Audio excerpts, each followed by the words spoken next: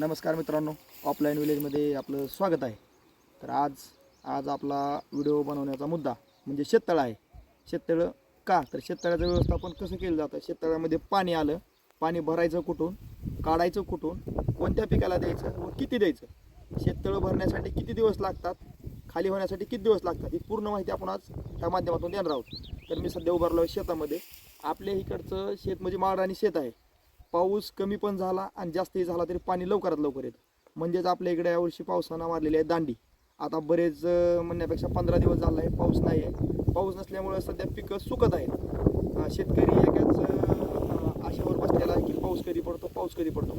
सर्व शेतकऱ्यांना पावसाची ओढ लागली आहे. तर मी तुम्हाला दावत आहे. सध्या मी आपल्या एक चिवडी रानामध्ये एक एकर किंवा अर्धा एकरपेक्षा कमी जास्त शेत असेल थोडं, या शेतामध्ये आपण छोटंसं शेततळं केलं आहे. हे शेततळं म्हणजे फक्त इथली काळी माती खांदून आपण चांगल्या शेतामध्ये नेऊन टाकली आहे. तिथं पाणी साचतं. तर तुम्ही बघू शकता हे शेततळं आहे. तुम्ही बघू शकता हे जे शेततळं आहे हे 50 फूट रुंदी आणि 400 फूट लांबीचं आहे. तर शेततळं म्हणण्यापेक्षा आपण काय केलं आहे, चिबडी रानामध्ये यातली माती काढून घेतली आहे आणि शेतात टाकली आहे. शेत सुपीक बनवलं आहे. त्याचा फायदा काय आहे तर इथं पाणी साचतं. सध्या पाण्याची खूप गरज आहे. आपल्याकडे 1 एकरचं वरती शेततळं आहे. त्या शेततळ्यात पाणी भरण्यासाठी आपण या स्रोताचा उपयोग केला जातो. या शेततळ्यामध्ये छोटी विहीर आहे. इथली एक मोटर आहे आणि आपल्याकडे अजून एक बांधीव विहिरीची मोटर आहे. 3 इंची पाईपलाईन आहे. या पाईपलाईनद्वारे 2-5च्या मोटरचं पाणी ऊसामध्ये काय जातं आणि उरलेलं पाणी उर्वरित पाणी शेततळ्यामध्ये जातं. तर पाहू शकता मी तुम्हाला शेततळं दावत आहे.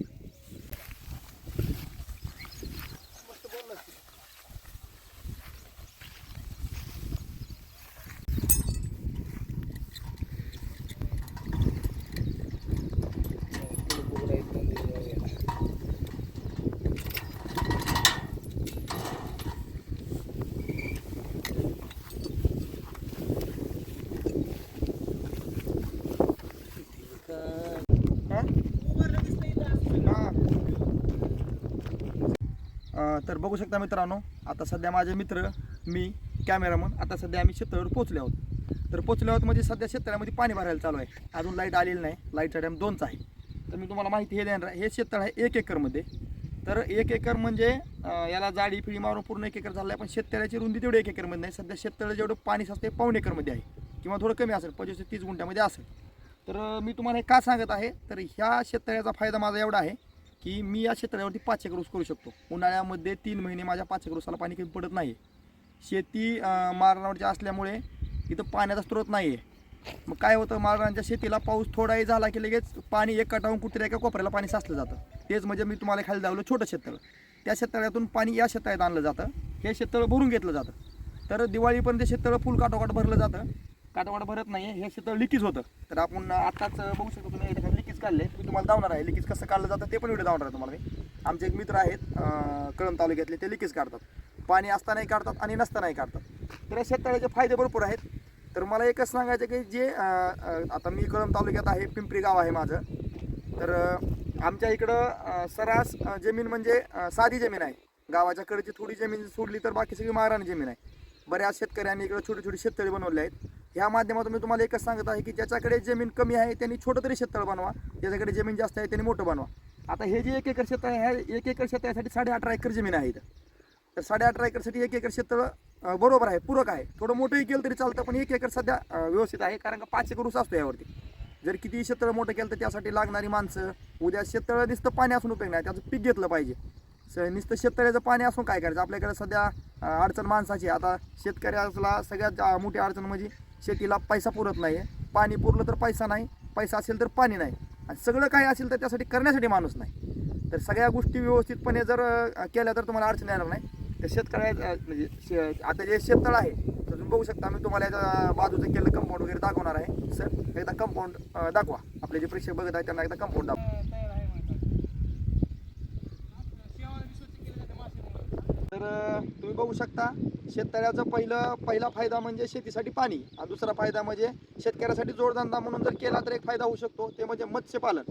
तर मासेपालन केल्यानंतर काय होऊ शकतं, आता हे 1 एकरचं शेततळ आहे. आपण मासेपालन केलेलं नाही, पण माझ्या भरपूर मित्रांनी काय केलं, शेततळ्यामध्ये मासे सोडले. तर ते 1 एकरच्या शेततळ्यामधून लाखो रुपयाचे उत्पन्न माशाच्या माध्यमातून करतात.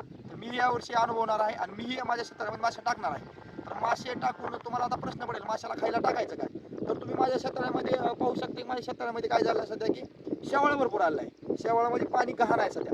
हे गहाण पाणी का होतं? ज्यावेळेस शेततळ्यामध्ये काही जलप्राणी असतात, कीटक काय असेल ते खाणारे समजा ते नाहीत आपल्याकडे, कासव नाही, त्याच्यामध्ये काहीच नाही सध्या. ज्यावेळेस मी मासे सोडल त्यावेळेस ती मासे काय करणार, ते शेततळ्यातलं शेवाळं खाऊन घेणार आहेत.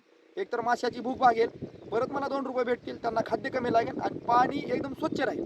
तर नेक्स्ट व्हिडिओमध्ये मी तुम्हाला हे दाखवणार आहे की हे जे आता जे शेततळ आहे, या शेततळ्याचं जे पाणी आहे, समजा मी आता हा व्हिडिओ 3 महिन्यानंतर तुम्हाला दुसरा व्हिडिओ देणार आहे. मी का देणार आहे तर आता जी शेततळ्याची परिस्थिती आणि मासे टाकल्यानंतरची परिस्थिती कशी आहे तुम्हाला पण फरक 100% जाणून येणार आहे. कारण का माशाला खायला जास्त लागत नाही. मासा एक असा जलप्राणी आहे की तो पाण्यामधलं काही खातो आणि मोठा होतो. आता बरोबर उत्पन्न वाढवायचं असल्यामुळे लोक त्याला खायला टाकतात. त्याला खायला टाकायची गरज नाही. छोटे असतात थोडे दिवस तुम्ही खायला टाका, नंतर पाण्यामध्ये जे त्याला काय भेटतं किडी मुंगी ते खाऊन ते मोठे होणार आहेत.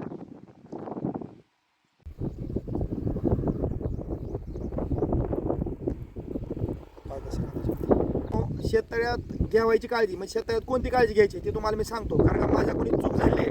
मी ह्याच्या आधी पहिल्यांदा जी मोटर सोडली होती शेततळ्यामध्ये, तुम्ही बघू शकता शेततळ्यामध्ये मोटर सोडली, बॅरलला बांधून खाली मोटर सोडली, बॅरल दिसतो ती मोटर आहे आपली.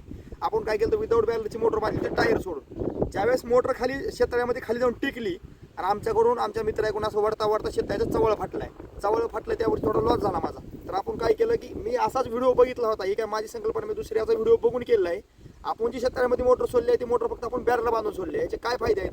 बॅरला बांधून सोडल्याचे फायदे की तुम्हाला वडायला जास्त मासे लागणार नाही. जसं शेततळ वर येईल पाण्यानं भरत येईल तसं मोटर वर येणार आहे. चवळ्याला मोटर घासणार नाही आहे खाली. आणि वडाच्या टायमाला 2 दोऱ्या बांधल्यात आपण शेततळ्याला, पलीकडला काढलाय आणि अलीकडला काढलाय. दोरी जशी वाटतं तसं काही कोपऱ्याला मोटर येते, त्यामुळे शेततळ्याचं नुकसान होणार नाही.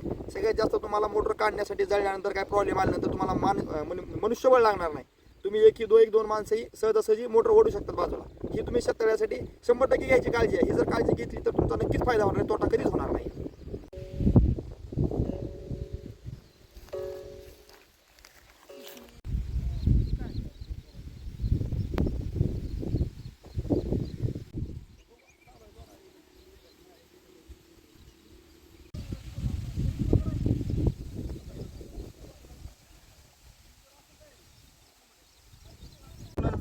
शेततळ्याच्या शेवट स्टेपपर्यंत आले आहोत. तर ही आहे पाईपलाईन. ही पाईपलाईन 3 इंच आहे. ह्याच्यामध्ये 2 5च्या मोटरचं पाणी येतं. म्हणजे 10 HP मोटरचं एका पाईपलाईनमधून पाणी येतं. तर हे चवळ का लावलं आहे ह्याची तुम्हाला माहिती सांगतो. चवळ असं लावल्यानंतर काय होतं की चवळ जर नाही लावलं तर ह्या चवळ्यावर पाणी प्रेशरनं पण इथलं चवळ खंगलं जातं. खंगलं त्याची लेअर कमी होतात. त्यामुळे ही चवळ टाकायचं जेणेकरून पडणारं जे पाणी आहे पाईपातलं तर ह्या चवळ्यावर पहिल्यांदा पडलं पाहिजे, नंतर खाली शेततळ्यामध्ये जातं. चवळ खराब होणार नाही. प्रत्येक शेतकऱ्याने काळजी घ्यायची. जिथं चवळ शेततळ्यामध्ये पाणी सोडलं जातं, वरून टाकलं जातं, त्याच्या खाली चवळ बांधा किंवा भोरग्याची पोती बांधा, काही बांधा पण बांधा. डायरेक्ट चवळ्यावर पाणी पडू देऊ नका. बघू शकता. तुम्हाला आमचा व्हिडिओ आवडलेला आहे का? जर नक्कीच आवडला लाईक करा, शेअर करा आणि हां कमेंट करायला विसरायचं नाही. जर आमचं काही चुकलं असेल तर कमेंटमध्ये समजलं पाहिजे. जर आमचा अनुभव पण तुम्हाला आम्हाला तुमच्या जी भावना आहे ती कमेंटमध्ये समजलं पाहिजे. तर आजपर्यंत एकाही व्हिडिओला कोणत्या दादानं कमेंट केलेली नाही, पण आम्हाला असं वाटतं की या व्हिडिओला कमीत कमी 10 मित्रांची तरी कमेंट आली पाहिजे. धन्यवाद. बघू शकता मित्रांनो, हे 992 दुर्वा फुले म्हणून ओळखले जाणारे जात आहे. आपल्याकडे शेततळ्याचं पाणी असल्यामुळे सोयाबीनची उंची एवढी वाढली आहे. आता माझं दुसरं शेत तुम्हाला शेजारी दावत आहे, मी दावणार आहे. तिथं फक्त माझ्या सोयाबीनची उंची गुडघे इतकी आहे, पण इथं कमरे ती का आहे? तर या सोयाबीनला मी स्प्रिंकलरनं 1 येडा पाण्याचा दिलेला आहे. ह्याचा फायदा एकतर माझ्याकडे पाण्याचा स्रोत नाही, पावसाच्या पाण्यावरती शेततळं भरलं जातं, त्या शेततळ्यातून पाणी आनंदाने काढून या सोयाबीनला दिलं जातं. आज माझ्या चेहऱ्यावरचं जे हास्य आहे ना फक्त या सोयाबीनकडे बघून आहे. जर या सोयाबीननं मला साथ दिली तर तुम्हाला खरं सांगतो मी, येणारा काळ ही भविष्यातला मोठा काळ असणार आहे. संघर्ष केलाच पाहिजे आणि मी संघर्ष रोज करतोय, म्हणून मला संघर्षातून सगळ्या गोष्टी भेटल्या आहेत. मला सुख भेटलं आहे, शेतामध्ये फिरतो, मला शेतातला जो आनंद आहे ना माझा हा खूप वेगळा आहे. तुम्ही मुंबईच्या मॉलमध्ये फिरता आणि मी शेतामध्ये फिरतो. मुंबईच्या मॉलमध्ये जे सुख भेटत नाही ते माझ्या सोयाबीनच्या शेतामध्ये सुख आहे. तुम्हाला जर अनुभवाचा असेल तर ह्या व्हिडिओला नक्की कमेंट करा. मी तुम्हाला पत्ता देतो, तुमची सगळी राहण्या खाण्या सोय मी करतो. तर मित्रांनो, मी तुम्हाला आत्ताच 1 मिनिटाखाली सांगितलं होतं की मी तुम्हाला दुसरं पण सोयाबीन दावणार आहे. तर ही सोयाबीन तुम्ही बघू शकता, ही बिगर पाण्याचं सोयाबीन आहे, फक्त पावसाच्या पाण्यावरती आलेलं सोयाबीन आहे. एवढा फरक आहे. निसर्गानं जर दांडी मारली तर आपल्याकडे काहीतरी असलं पाहिजे. मला हे सांगायचं आहे की ज्वारी निघल्यानंतर एकच पोतो ज्वारी नाही तर घरामध्ये 10 पोतो ज्वारी असली पाहिजे. वर्षभर ज्वारी लागणार आहे, तशी जी परिस्थिती आहे. मी शेततळ भरतो आणि वर्षभर पाणी उपयोगाला आणतो. ह्या शेतीला पाणी नाही तर इथली सोयाबीन फक्त माझ्या गुडघ्यात की सध्या नाही, गुडघ्याला कमी यावं. आणि मी तुम्हाला मागा पण व्हिडिओ दावला 1 मिनिट आधी, तिथली सोयाबीन माझ्या कमरापेक्षा उंच आहे. एवढा पाण्याचा फायदा आहे.